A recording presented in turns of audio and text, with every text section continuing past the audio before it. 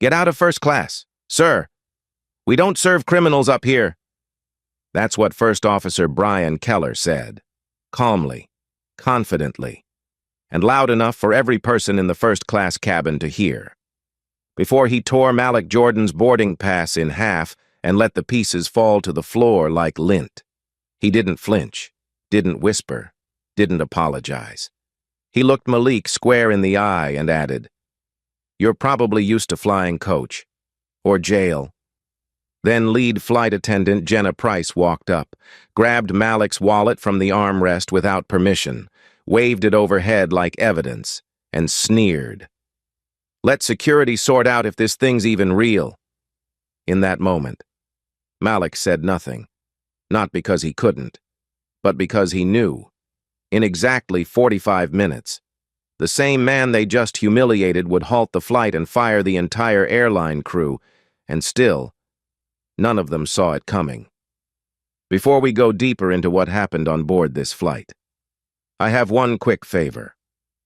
Tell me where you're watching from in the comments, your city or country, and if this story grabs you already, if you believe in standing up to injustice, hit that like button and subscribe.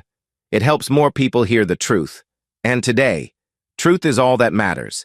It was 7:15 a.m. Gate C-17, Chicago O'Hare. Malik Jordan, dressed in jeans and a white shirt, boarded SkyPulse Airlines Flight 2820 without fanfare. No briefcase, no assistant, no Rolex, just a black man with a platinum boarding pass, a black leather tote, and the kind of quiet confidence only billionaires carry. But to Brian and Jenna, he didn't look the part. He looked like someone sneaking into a seat that wasn't his. What they didn't know was that Malik wasn't just a passenger. He was the CEO of Nexus Dynamics, worth $4 billion, and the 30% owner of SkyPulse Airlines. His presence wasn't an accident. He was here on a mission. A silent audit after anonymous Reddit posts exposed racism inside SkyPulse's first-class service. This wasn't revenge. It was verification, real-time, human-led, face-to-face truth. Brian scoffed at the platinum card Malik held out. "Where'd you get this? Amazon?" Jenna took it from Malik's hand, turned to the cabin, and said, "Folks, we got a forged flyer here." Behind her, a couple in row 3 smirked. One man muttered, "They always try to game the system." That's when a young man named Andre Carter, 28, sitting in seat 2A, began filming with his phone. "Injustice on SkyPulse Airlines," he whispered, and posted it to X. No hashtags, just raw footage. The reaction was immediate. Whispers, side eyes, tension, across the aisle. Owen Hayes, 33, ethics consultant, slammed his tray table. "You're profiling him. It's obvious," he said to Brian. Malik remained calm, but his mind was elsewhere. Back 20 years ago. He was 20 years old, flying alone for the first time to pitch a college tech idea to an investor in Dallas. He'd saved for months, wore his favorite hoodie and sneakers, and splurged on a first-class upgrade with the little he had.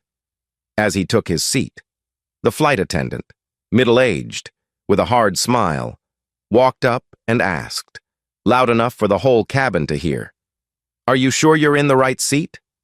Malik smiled awkwardly, nodded, and handed her the ticket. She studied it like it was a fake, then called over another crew member to double-check. No apology came, just a sigh, a shrug, and an, "I guess it's real." The humiliation burned deeper than anything the young Malik had ever felt. He didn't say a word back then, but he made himself a silent promise. One day, he wouldn't just sit in first class. He'd own the airline. That memory, that fire, was why he stood silent now, not weak, but watchful. Back in the cabin, Jenna tossed Malik's wallet across the aisle. It bounced off the seat and fell to the floor. "Security will match it to your fake ID," she barked. Malik picked it up slowly, held his composure. "Scan the card," he said. Brian laughed. "We don't scan forgeries." Malik didn't argue. He took out his phone and called Talia Brooks. his executive assistant. "Talia," he said in a low voice, "start Protocol 3. She responded instantly. "Logging? Already recording? Are you safe?" "For now," he replied. Jenna turned to the rest of the cabin with a fake smile. "Sorry for the delay. Folks, we're handling a boarding issue. Someone forged a platinum pass to sneak into this section." Malik stood taller.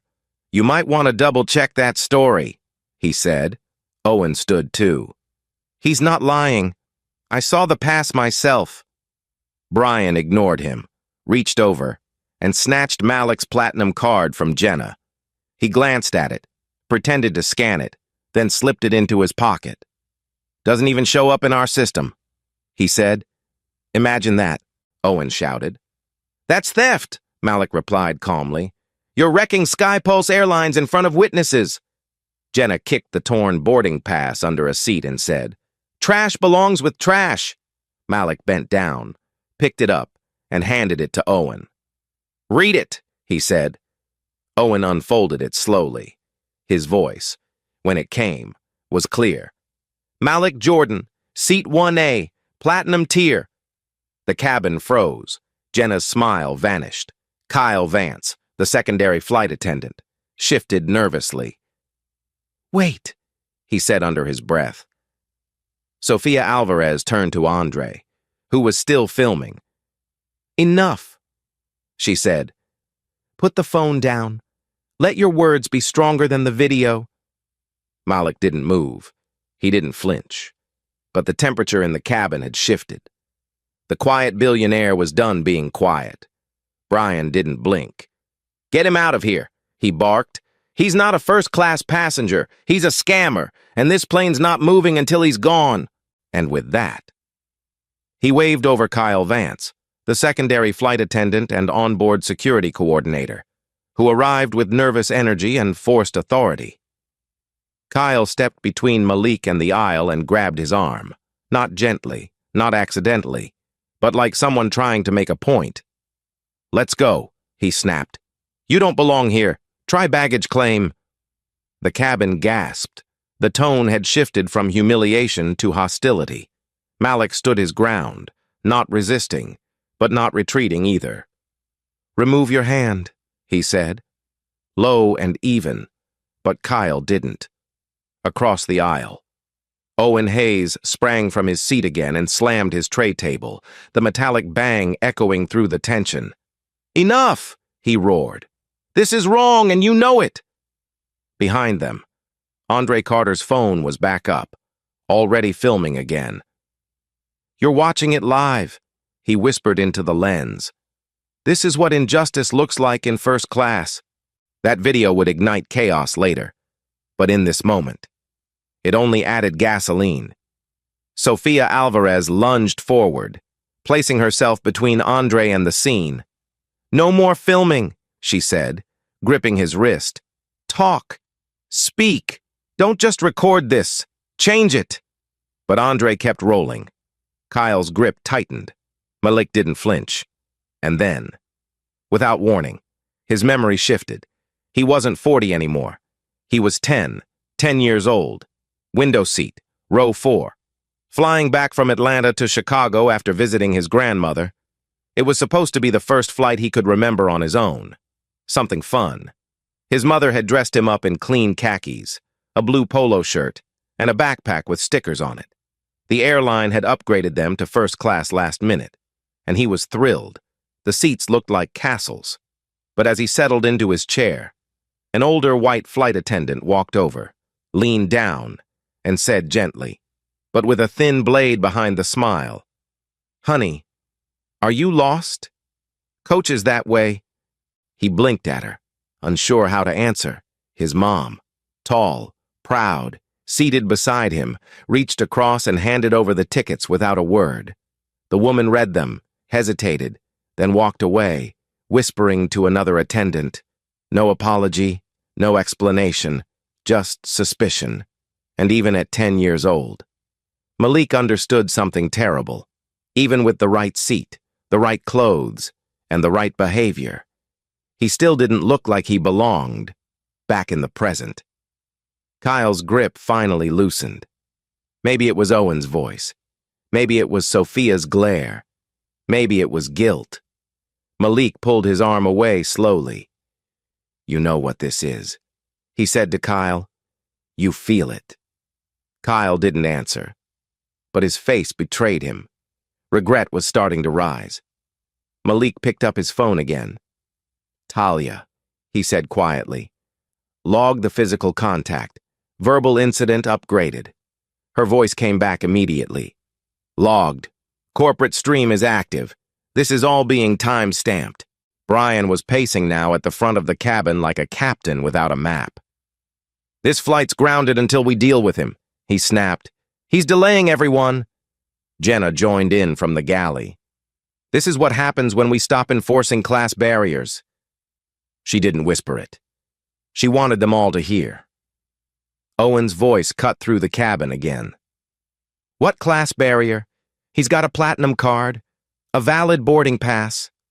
The only barrier is your bias." Malik stood silently, letting the words echo. And then he turned to the camera in Andre's hand. "This isn't about me," he said. "It's about how quickly you all decided I didn't belong."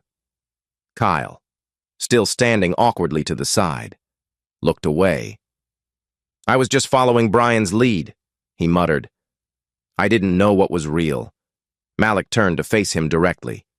"But you acted like you did," Andre shouted toward the back. "They're watching this on X. The video's spreading," Sophia snapped back. "That doesn't matter now. What matters is what we do next." Malik raised the phone again. "Talia, confirm we've reached stage 2 of Protocol 3. "Confirmed," she said. "We're approaching administrative escalation. Would you like to trigger internal audit visibility?" Malik paused. "Not yet. Let's give the truth a chance to breathe first." Passengers in rows 2 through 5 were now fully involved. Whispers turned to open commentary. One man called out. "What's his name again?" A woman across from him said. "I don't care who he is. This is wrong." And here's where I want to pause and ask you. Yes, you watching this? What would you do right now if you were in that cabin? Would you speak up, call it out, or stay silent and hope someone else does? Be honest and share your answer in the comments. We read them, every single one. Kyle turned slowly back toward Malik. "Look, he began, but Owen cut him off. "No, don't explain, just stop," Brian shouted again. "Enough, I'm calling ground control. He's a threat to the flight." Malik raised an eyebrow. "I've passed every TSA scan. I have a verified boarding pass. I have a platinum card. What exactly is the threat?" "Brian?" Jenna chimed in. "We don't have to answer that. We just follow protocol." Malik smiled tightly. "You mean the same protocol that doesn't involve tearing passes, throwing wallets, or pocketing customer IDs?" Kyle stepped backward, visibly shaken. His fingers twitched near his earpiece. "I think we should just verify the card," he mumbled. "Properly. Like with a scanner," Jenna hissed. "Don't fold now." Owen stepped forward, standing shoulder to shoulder with Malik. "Too late. He already did," Andre whispered. "This is getting worse by the second." Sophia nodded. "Or maybe it's getting clearer." Talia's voice buzzed again through Malik's phone. "Audit visibility is ready. Say the word." Malik looked around at the passengers, at the fear, the anger, the awakening. "Not yet," he whispered. "Let them dig their own hole." Kyle took a deep breath and turned toward Brian. "Maybe we should back off." Brian looked furious. "You want to lose your job over this faker?" Kyle didn't respond, but he didn't move either.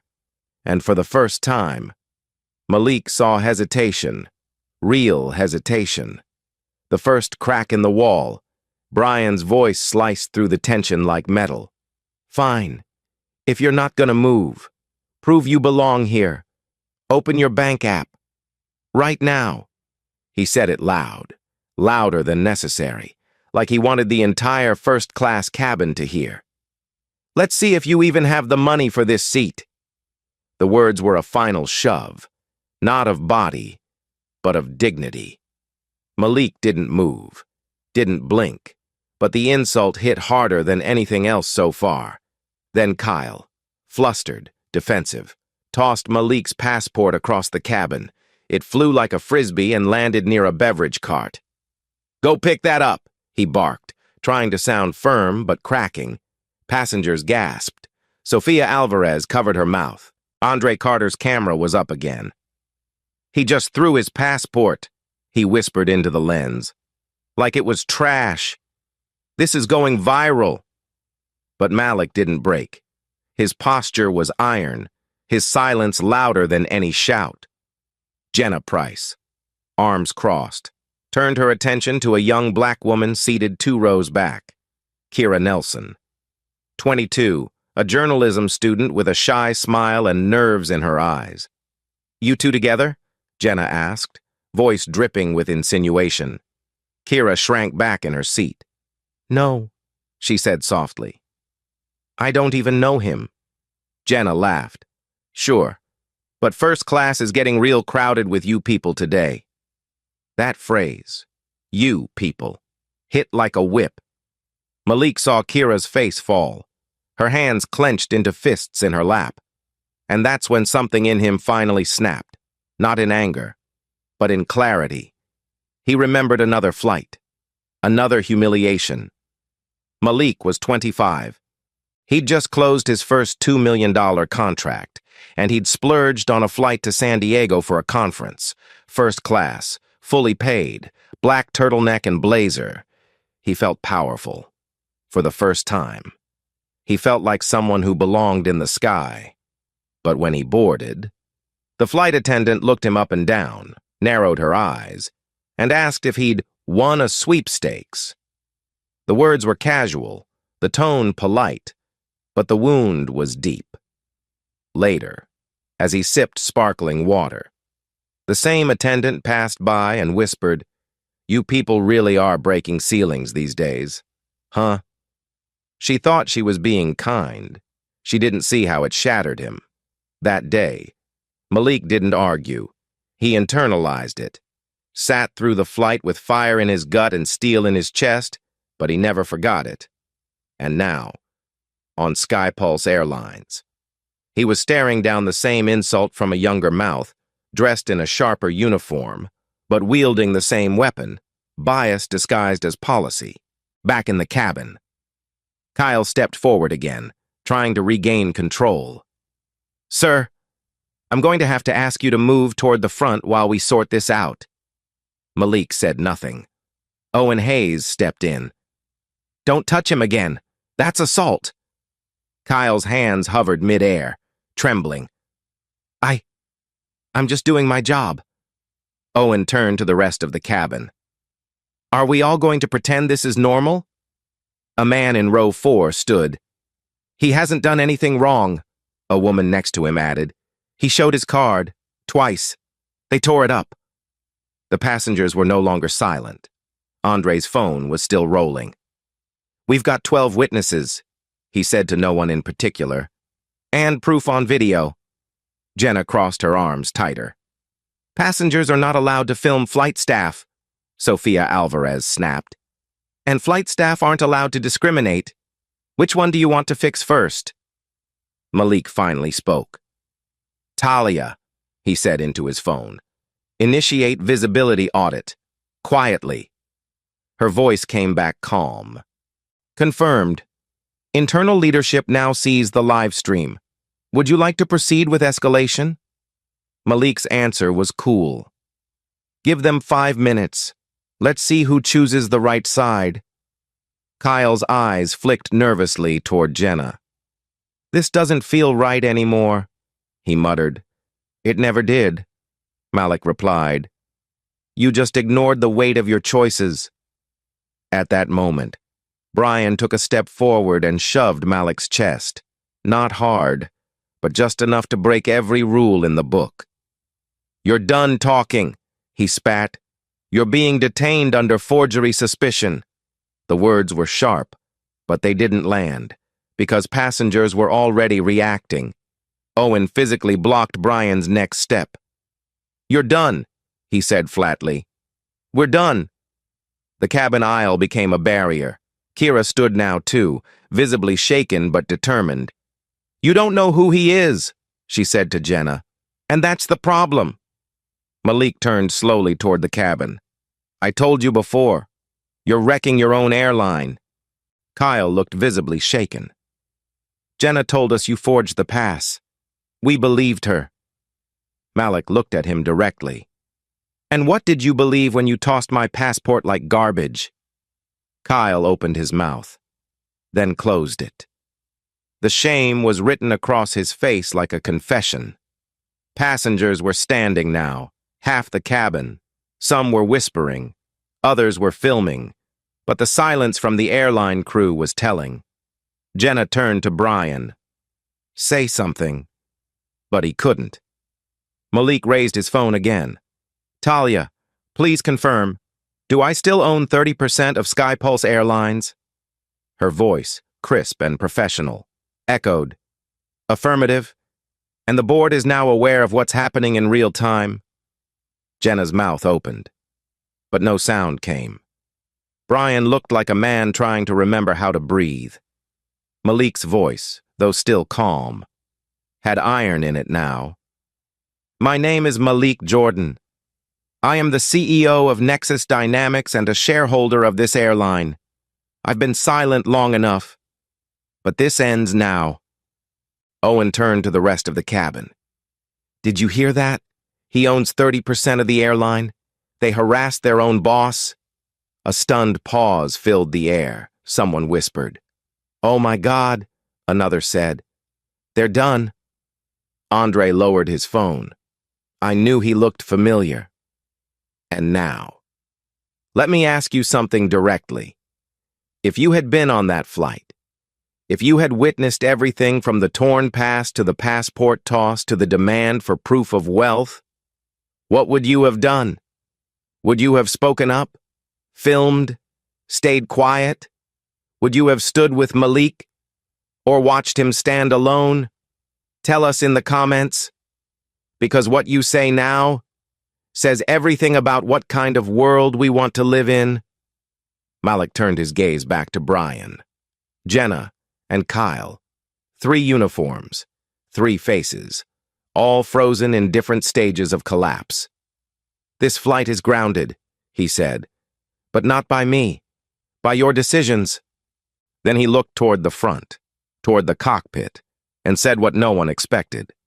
"You should all sit down. The next 10 minutes will decide your future." Brian Keller had clearly reached his limit. His face flushed, eyes wild with a mix of panic and defiance. He grabbed the cabin phone and barked. "This is First Officer Keller. Initiate a security removal protocol. Passenger in 1A is non-compliant, verbally hostile, and suspected of identity fraud." Then he slammed the receiver down and pointed directly at Kyle Vance. "Get him out! Now!" Jenna stood behind him, arms folded, nodding like she'd just watched justice being served. But Kyle didn't move right away. He looked at Malik, then at the dozen passengers now standing or watching with growing disgust. "Brian," he said, voice unsure, trembling. "Maybe we should just slow down." "No," Brian snapped. "This ends now. Drag him out or you're out too." That's when Kyle cracked. His duty overtook his fear, and he stormed toward Malik, grabbed him by the forearm again, harder this time, and began pulling him toward the front of the cabin. "Get up," he said through clenched teeth. "Let's go." Malik stood his ground. "You lay another finger on me," he warned, "and SkyPulse will bleed from the inside out." But Kyle didn't stop. He yanked. Malik's shoulder jerked, and that was all it took. Passengers moved. Not a single one waited for permission. Owen Hayes stepped forward first, slamming his foot down in the aisle in front of Kyle. "Nope, he's not going anywhere." A woman from row 4 joined him, arms outstretched. "This isn't happening. Not today." Then Andre stood. "You're dragging a black CEO off his own flight. Think about what you're doing." Sofia Alvarez stepped between Kyle and Malik, her eyes blazing. "You want to escalate? Do it with your voice, not your hands." Jenna barked from the rear. "Move aside. You're obstructing a federal crew member." But no one moved. Instead, they formed a human wall, passengers shoulder to shoulder in the narrow aisle, standing between Kyle and Malik like guards protecting a dignitary. The air was thick, breathless, as if the cabin itself had decided to reject its own crew. Kyle's hand dropped. He looked down at his own fingers like they no longer belonged to him. "Brian," he muttered, "they're blocking the aisle." Brian, from the front, practically screamed, "Push through! Do your damn job!" Malik didn't move. He just turned to Kyle and said one word, steady and low, "Choose," and Kyle froze. Behind them, Andre shouted, "The video's already at 20,000 views. People are watching this right now." Jenna, losing control, tried a different tactic. She turned toward Kira Nelson, still seated, and hissed, "You think they're filming this to protect you? You think the world cares about you?" Kira slowly stood up, chest rising. "I don't care if they care," she said, voice cracking but clear. "But I'm not going to sit down while you tear people apart." Brian lunged forward again, but Malik raised his phone. "Talia," he said, "we've entered escalation threshold. Confirm with corporate." Her voice came through instantly, calm and direct. "Confirmed. We've entered the 45-minute breach window. Legal and board have eyes. You're authorized." Malik took a single step forward and looked Brian in the eye. "Do you know what you've just done?" Brian laughed hollowly. "You think they're going to side with you? You lied your way onto this flight," Malik responded, with quiet power. "No. I built the aircraft you're standing in. The company you insulted me through, I own 30% of it. Your airline doesn't belong to you. It belongs to accountability. And it's coming now." Kyle backed away. His grip loosened completely. His shoulders fell. Then, like someone slipping out of a costume, he whispered, "He didn't forge anything. I think we all knew it the moment he stepped on board." Jenna looked betrayed. "Kyle, what are you doing?" But Kyle didn't answer her. He turned and looked at the passengers, at their eyes, their phones, their courage, and said, "This isn't policy. This is pride gone rotten." A ripple of murmurs swept through the cabin. "And now, I want to ask you watching this. If you were Kyle, standing in that aisle, pressured by your boss but surrounded by truth, what would you do? Would you follow orders to protect your paycheck? Or would you stop and listen to your conscience, even if it meant consequences? Be honest, and tell us in the comments. Because the world won't change until ordinary people make extraordinary choices. Back in the cabin, Andre lowered his phone, stepped beside Malik, and said, "You've got backup now." Malik gave him a single nod.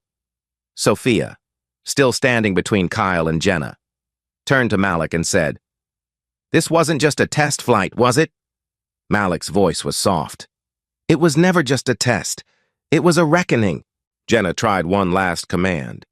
"We are the airline crew. You don't get to overrule us." Owen turned to her. "We just did. And so did your boss." At that moment, Kyle turned to the galley, ripped off his security coordinator badge, and dropped it into the waste compartment. "I'm not part of this anymore." Brian's voice cracked. "You coward!" But no one heard him over the passengers. Now applauding, Talia's voice buzzed again. "Malik, corporate is alert. PR is standing by. Legal's approved immediate action." Malik looked straight ahead, voice steady. "Then let's begin." Malik stepped forward slowly, the aisle now clear, the passengers silent, not in fear, but in awe. The man they had seen insulted, doubted, grabbed, and mocked was still standing, calm, composed, resolute. He reached down into his black tote, pulled out a folded navy blazer, and slipped it over his white shirt with one smooth motion. It wasn't just clothing, it was armor. And when he looked up, his voice didn't rise. It didn't need to. "My name," he said clearly, "is Malik Jordan. I am the Chief Executive Officer of Nexus Dynamics. And as of this morning, I still hold a 30% ownership stake in SkyPulse Airlines." The words hit the cabin like a thunderclap. Jenna's mouth opened, but nothing came out. Brian took a step back, like he was being physically pushed by the truth. Kyle dropped into an empty seat, head in hands. "Effective immediately," Malik continued. "First Officer Brian Keller, Lead Flight Attendant Jenna Price, and Security Coordinator Kyle Vance. You are relieved of all duties and permanently dismissed from SkyPulse operations." He looked directly at Jenna. "Ms. Price, you are also permanently banned from flying on any SkyPulse route, commercial or private, for cause." The silence was deafening. Not a whisper, not a cough, just one woman near the back letting out a stunned, whispered, "Oh my God!" Brian surged forward, face red, voice breaking. You can't fire me. I've been with this company 16 years. Malik didn't flinch. 16 years? And you still think power gives you the right to belittle passengers, to rip tickets, to steal IDs, to drag people by the arm?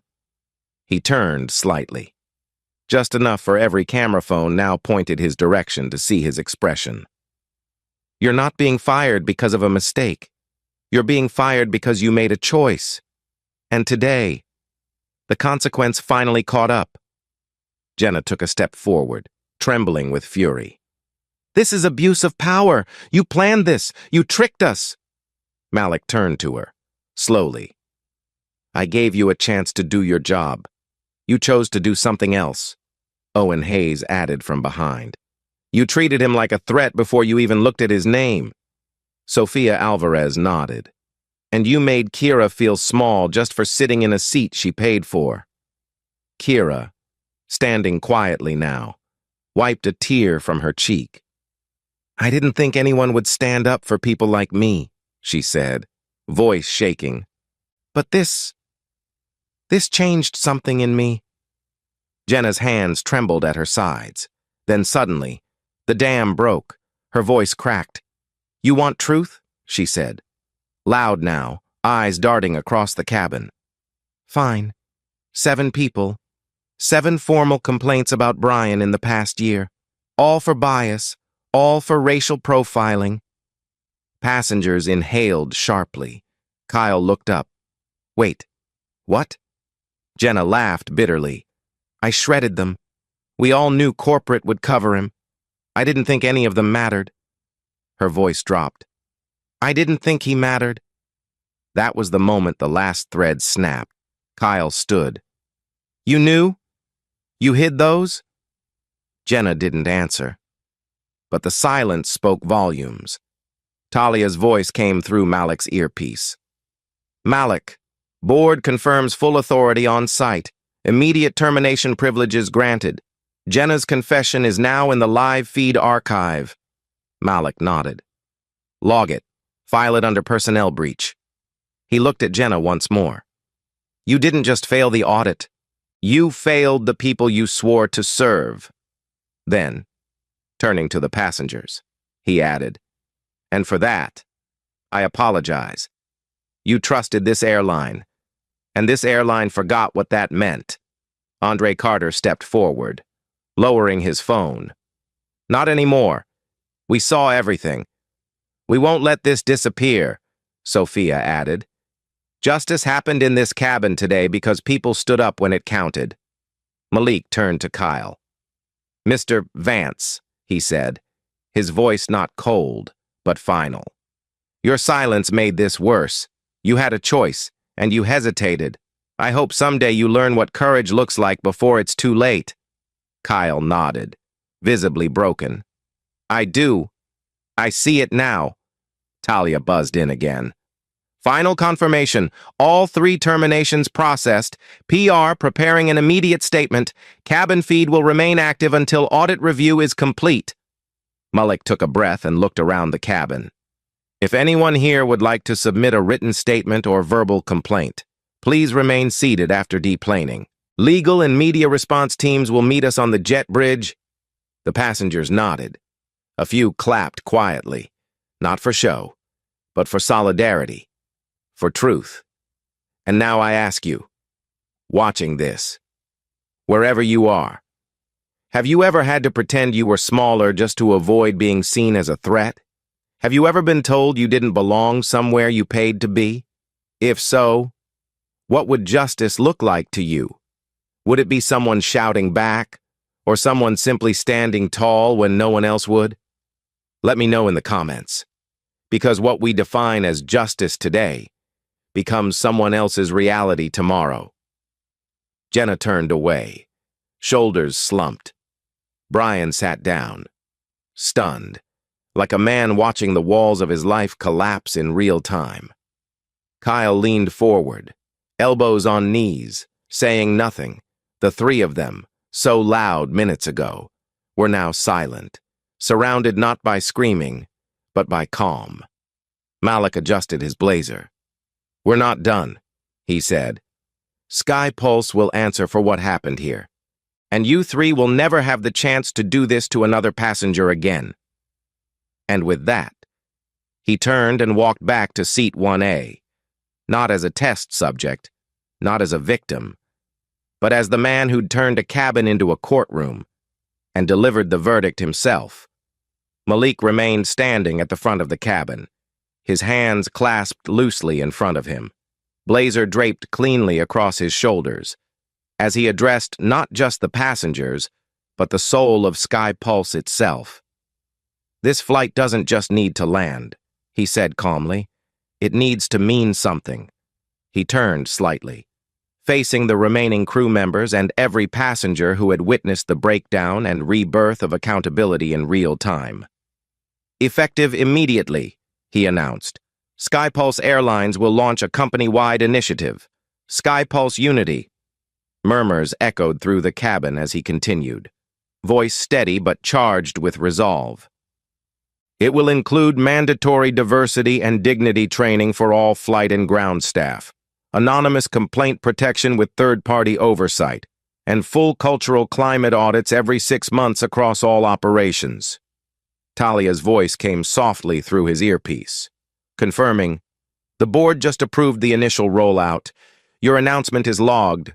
PR is ready for external messaging post-flight. Malik nodded once, then addressed the cabin again. An internal leadership meeting will be held this evening with full executive review of current policy. We will revise hiring, accountability, and escalation protocols, and for passengers like Miss Kira Nelson and every voice that has felt small in a seat they rightfully paid for, a public media apology will be issued within 48 hours. No disclaimers, no excuses. There was silence, then scattered applause, and finally, a rising wave of support from passengers who had been quiet until now, but who suddenly understood that they were not just flying, they were witnessing reform. Sofia Alvarez spoke up first. That's how you lead, she said, eyes wet. Not by command, but by character, Owen added. This airline might finally become one worth trusting. Even Andre lowered his phone. You didn't just stand up for yourself, he said. You changed the whole damn cabin. But the peace didn't last long, just as Malik began turning back towards seat 1A. Talia's voice returned through the earpiece, sharper now. We've uncovered something, she said quickly. HR audit flagged deleted entries linked to Jenna Price's staff login. She tried to bypass the compliance filter on the last internal audit. Malik stiffened. When? Talia answered. 2 months ago. She pre-marked all flagged passenger bias reports as resolved without incident, including complaints against Brian Keller and herself.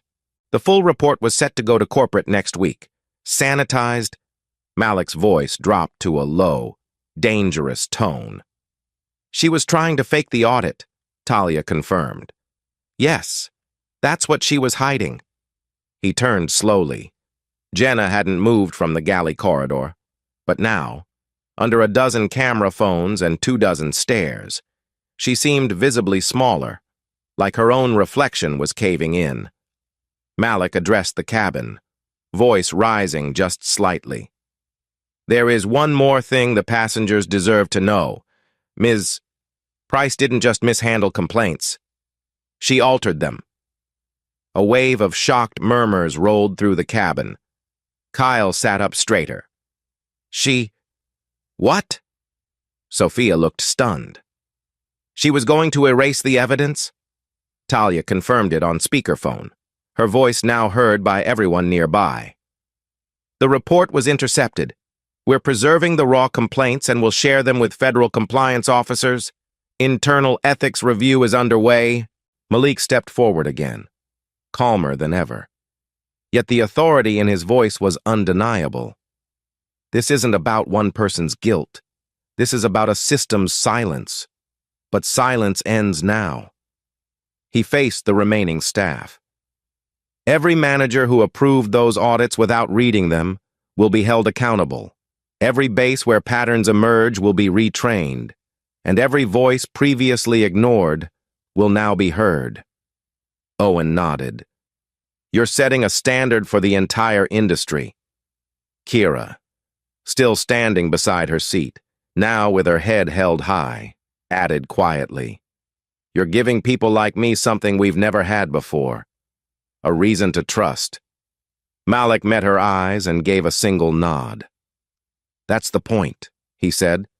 It starts here, with all of us in this cabin. This isn't about PR. This is about responsibility, mine, and now, Sky Pulse's. He walked back toward the front, pausing only once to glance at Jenna, who now looked less angry than hollow. You didn't just falsify records. Jenna, you tried to protect a culture that harms the very people we're meant to serve. And that ends today. Passengers began to stand, not in panic, but in support. There were no chants, no cheers, just steady, respectful nods, quiet agreement from strangers who had just become allies in a moment that transcended boarding groups and seat numbers. Talia's voice returned, now warm. The board says they're behind you. Malik, full access granted, legals locked in, and press is waiting for your official quote. Malik exhaled slowly. Tell them this, he said. The skies we fly must reflect the dignity of the people inside them, and the moment that dignity is compromised, accountability must take flight first. He paused, then added, This is not the end of a flight. This is the takeoff of a new era. Then, without waiting for applause, without needing validation, Malik returned to his seat, 1A, and sat down with the calm of a man who had weathered the storm and stayed standing.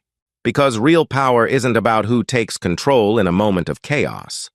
It's about who rebuilds the system once the dust settles, by the time the cabin door finally opened. The scene on board Skypulse Flight 2820 was no longer just a corporate audit. It had become national reckoning. The fallout was immediate. Brian Keller, Jenna Price, and Kyle Vance were not only terminated from their positions, but flagged for formal investigation by the FAA for abuse of crew authority and passenger misconduct. The footage from Andre's recording spread across terminals and inboxes within hours, not through hashtags or viral trends, but through people pressing send with a shaking hand and the subject line. This is why we speak up. Passengers gave their verbal statements to waiting Skypulse officials on the jet bridge.